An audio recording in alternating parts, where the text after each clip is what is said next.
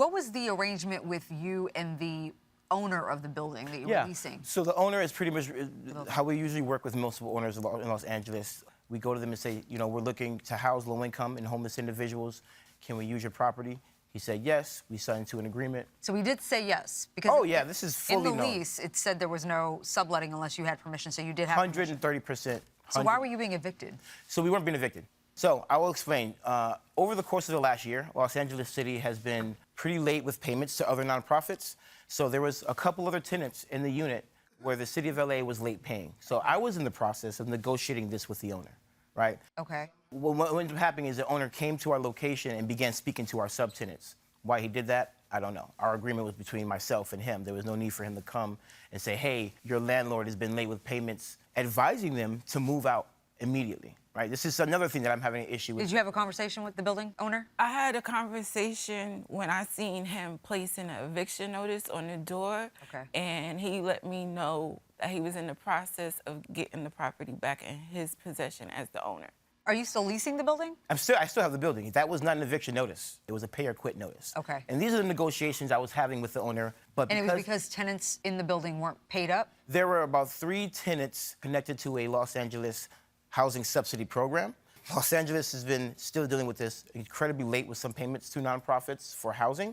Okay. At a certain point, he was willing to work with us. I think what happened when he was going to post that notice is maybe he just had got tired of waiting. And so what months are you claiming that the defendant didn't pay rent? March, April, May. March, April, and May. Correct. Ms. German, you admit that you stopped paying rent. Why? I paid from November to the month of February. Like I said, I had an agreement with his business partner to take occupancy of the single room on March 1st, and she said I could pay on March 15th the amount for the single room, which was $1,000. Right. February 29th, she was letting me know that she wasn't going to renew the lease. But Renew the lease with the building owner? Yeah, because she's on the lease, as well as Mr. Owens. They're both on the lease. And she said that she wasn't going to renew it, but we should hold on to our money and look for another place. So I asked her. So she told you not to pay rent? Well, on March 3rd, the owner of the property came to the house and he put an eviction notice on the door. And when I spoke to him, he said he was going to take possession of the property. So you haven't paid rent? I haven't. I held... Even now? Yeah, I'm holding on to my payments because that was what I was advised to do. Judge Juarez. Mr. Owens, yes. What is the current status of your tenancy in this building? So we are currently going through litigation, requesting a jury trial with the owner.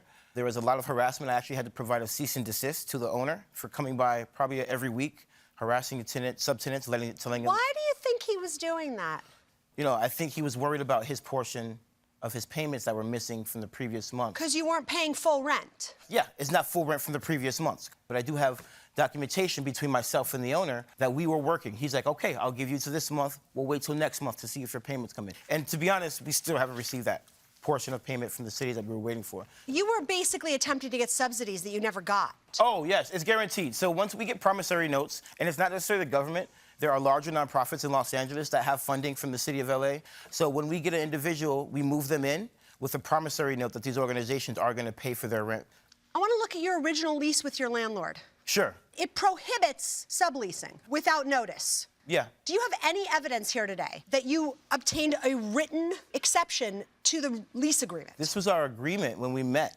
I was given verbal agreement. I do have an addendum. Where is it? We're not running anything illegal, to be honest. It was understood when we began renting from the owner that we're having other individuals in there. The problem is that conflicts with the lease agreement. Okay, understood. And now the owner's trying to evict you. Understood.